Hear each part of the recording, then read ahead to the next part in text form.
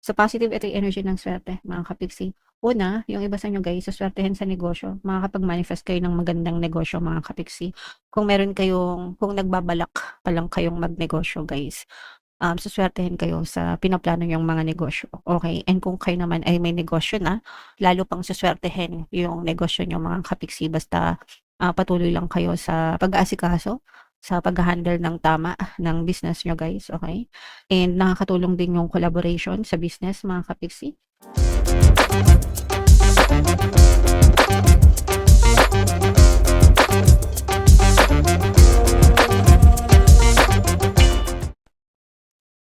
Hello guys, hello Scorpio. Welcome back to Pinay Pixie Tarot. Ang pamagat ng episode natin for tonight is mga blessings para ngayong April para sa Scorpio, Sun, Moon, Rising sign, and Venus. Unahin natin tong deck na to guys. Tingnan natin yung mga angel messages para sa inyo.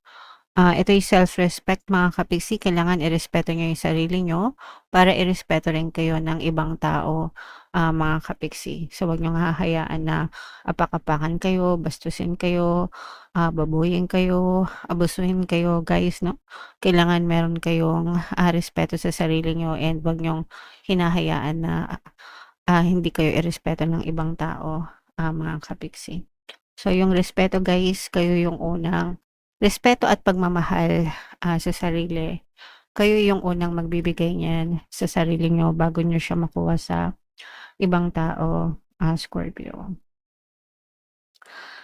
And ito naman guys, distorted feminine. Lahat tayo ay merong masculine and feminine energy, mga kapiksi. So yung feminine energy natin, yan yung pagiging maunawain natin, pasensyoso, mapagmahal, mapag-aruga, mapag-alala, mapagpatawad, compassionate, no? And kapag distorted yung feminine energy nyo, ibig sabihin kabaligtaran. So, pwedeng nagiging bugnutin kayo, mainitin yung ulo, magagalitin. Yung parang babaeng meron na tigre, ganyan. So, okay lang yan, guys. Baka nai-stress lang kayo, baka pagod lang kayo, mga kapiksi. So, kailangan nyo lang medyo magpahinga ng konti, guys, and take care of yourself, okay? And ito naman ay paalala na matutong magpatawad tayo, guys, no?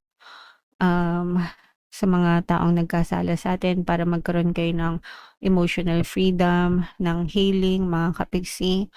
Sa forgiveness natin yan nakukuha. Hindi nyo deserve na mag-suffer ng paulit-ulit dahil lang sa mga kasalanan na nagawa ng ibang tao sa inyo. Forgiveness is something that you do for yourself. Ginagawa mo yan para sa sarili mo, hindi para sa kanila. Yung mga taong nagkasala sa inyo guys, patawarin nyo man sila or hindi nyo patawarin, binabalikan sila yan ng karma, okay? And the least that you could do for yourself is to forgive them para mapanatag yung iyong kalooban. And kapag may forgiveness guys, kapag nagkakaroon ng emotional freedom, mas lalong nagiging magaan yung daloy ng mga blessings sa buhay. So yan yung mensahe sa inyo guys. Ito naman ay sa love. Tingnan naman natin yung mga love messages. Worth waiting for. Sulit yung pag-aantay nyo para dyan sa specific person nyo, mga kapiksi. So, ipagdasal nyo. Kung hindi kayo ready na pumasok sa isang relasyon, wag kayong pumasok, no? Basta ipagdasal nyo and antayin nyo na ipagkaloob sa inyo ni universe yung tamang person para sa inyo, Scorpio. It is safe for you to love, guys. Hindi porket nagkaroon kayo ng mga broken relationship before, is hindi na masarap magmahal. Hindi ibig sabihin malas kayo sa pag-ibig. It only means na yung person na yun is hindi siya yung right person para sa inyo. Sometimes ganun. So, ipagdasal nyo lang na ipagkaloob sa inyo yung tamang person and masarap magmahal as long as nasa tamang person ka, nasa tamang relasyon ka. Kaya dapat talagang ipagdasal nyo, Scorpio. And another message, guys. engagement, no? So, yung iba sa inyo nagle-level up yung relationship niyo mga kapiksi. Puwede kayong makatanggap ng marriage proposal or puwedeng yayain kayo ng person mo na magpakasal. Very committed kayo sa isa't isa, guys, okey? Alright, so comment down below if naka-resonate kayo ng Scorpio. Shuffle natin 'to.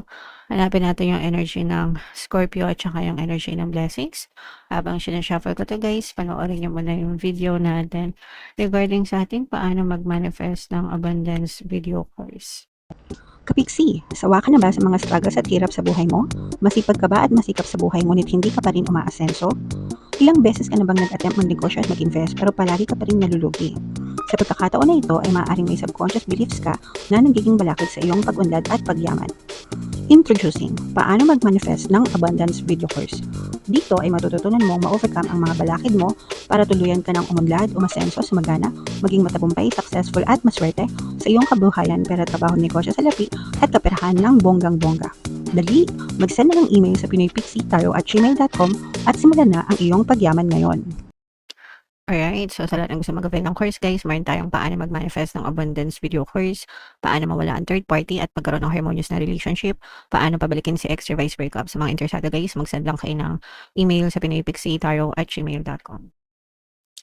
And sa mga naghahanap ng pampaswerte guys, meron tayong money shaker jars. Ito guys, pampaswerte to, super effective guys. At saka itong mga bracelet. So mag-avail na kayo habang available pa. Ito yung ating WhatsApp number guys. So, Scorpio, kaya in your present ng King of Cups, meron ditong presence ng air sign, Aquarius, Gemini, Libra. For some of you, maaaring may air element kayo sa inyong natal chart or you may be dealing with another air sign, mga kapiksi. So, eto guys, meron tayong nakikitang negative energy dito. Yung iba sa inyo guys, parang medyo depressed kayo, mga kapiksi, no? Depressed, yung iba nade-depress kasi parang hindi kayo, parang na-trap kayo guys sa mga negative situation. Sa isip ito guys. And nagre-reflect ito sa physical reality nyo kasi sa isip nyo hindi pa natatapos yung problema, kaya sa physical reality nyo hindi pa rin tapos yung problema. So ibig sabihin, masyado nyo pang dinadamdam. That's why meron tayong forgiveness na mensahe kasi ito yung mag-free sa'yo. Ito yung sagot para maging malaya ka dito because this is all in your head, no? Nasa isip nyo yan, yung mga sakit, yung mga pagdudusa, hindi siya naaalis sa isip nyo. Kaya yung iba sa inyo, although hindi naman lahat, pero yung iba sa inyo talagang until now, you're suffering, parang na-trap kayo, parang hindi pa kayo nakakawala, guys. So, kailangan yung magkaroon ng forgiveness, mga kapiksi, and avoid nyo rin yung overthinking, no? Kasi yung iba sa inyo mahilig mag-overthink ng nega. Kung mag-overthink lang din kayo, guys, mag-overthink na kayo positively. Sanayin nyo yung sarili nyo sa pag-iisip ng positive, mga kapiksi. Alright? So, yun yung nakikita natin na negative sa inyo. So, positive, ito yung energy ng swerte, mga kapiksi. Una, yung iba sa inyo guys, suswertehin sa negosyo. Makakapag-manifest kayo ng magandang negosyo, mga kapiksi. Kung meron kayong, kung nagbabalak pa lang kayong magnegosyo guys, suswertehin kayo sa pinaplano yung mga negosyo. Okay? And kung kayo naman ay may negosyo na, lalo pang suswertehin yung negosyo nyo, mga kapiksi. Basta patuloy lang kayo sa pag-aasikaso, sa pag-handle ng tama ng business nyo guys, okay? And nakakatulong din yung collaboration sa business, mga kapiksi. Especially sa age ngayon, di ba? Uso na yung mga influencers na nagre-review tungkol sa mga business, sa mga products. So, makatulong sila sa inyo, guys, para mas lalo pa kayong swertehin sa negosyo nyo, mga kapiksi. Okay? So, ito guys, i-mind nyo na itong mga swerte na to.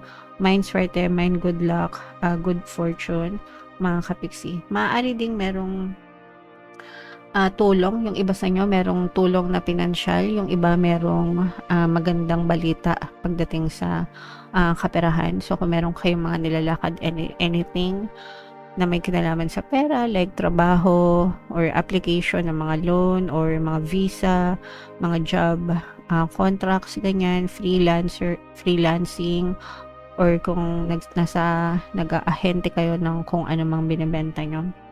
So, nakikita natin na natututo kayo, no? Habang tumatagal, habang nagpo-progress, mas natututo kayo, nadadagdagan kayo ng kaalaman and na ma-master nyo. Kumbaga, nagiging expert kayo sa craft nyo, mga kapiksi. And kapag expert na kayo, mas madali na sa inyo na kumita ng pera dyan sa larangan na napili mo. Okay? So, ituloy-tuloy nyo lang yung magandang gawain na yan. And magtutuloy-tuloy din yung magandang takbo ng swerte sa inyo, Scorpio. So, what else, guys? Tingnan pa natin. Ito mga kapiksi,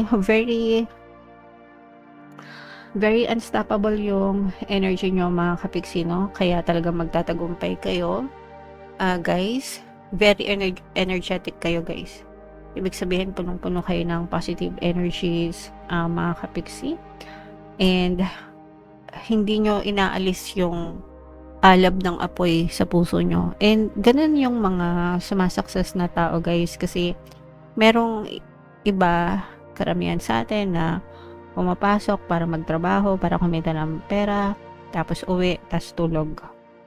Tapos repeat, kinabukasan ganun ulit. Repeat, kinabukasan ganun ulit. While there are some people na they are passionate about their work. Ibig sabihin, gustong-gusto nila yung ginagawa nila, mahal nila yung ginagawa nila, and yun yung mga tao na very inspired pumasok, very inspired magtrabaho, very inspired magnegosyo, and hindi sila napapagod sa ginagawa nila.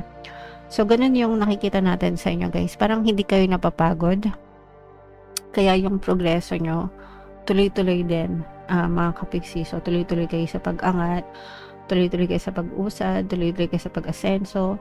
Magtatagumpay kayo ng bonggang-bongga, pero kailangan nyo rin magpahinga, guys, kasi yung kalusugan nyo naman yung at stake dito. So, you have to be very careful pagdating sa kalusugan nyo, guys, no? And ito yung follow your intuition, guys, kasi meron pang dadating, no, na magagandang simula sa inyo. So, you have to follow your intuition, mga kapiksi. If you feel like that one is for you, edi go. Pero kung hindi, mararamdaman mo yun kung para sa'yo yung isang bagay and kung hindi siya para sa'yo. Okay? So, trust your intuition, mga kapiksi. So, i-main-main nyo itong mga success na to, itong mga manifestation ng swerte, guys, kasi talagang sobrang swerte kayo, mga kapiksi. Main-main nyo yan sa comment section. Yan yung mga positive energies na nakita natin for you, and comment down below, guys, if naka-resonate kayo. For more tarot readings, ito yung playlist nyo. Ito naman yung ating success stories ng paano mag-manifest ng abundance video course. Panoorin nyo itong video natin, guys, about money shaker jars. Thank you for liking, sharing, and subscribing. See you next time, guys. I love you all. Have a nice day. Bye-bye.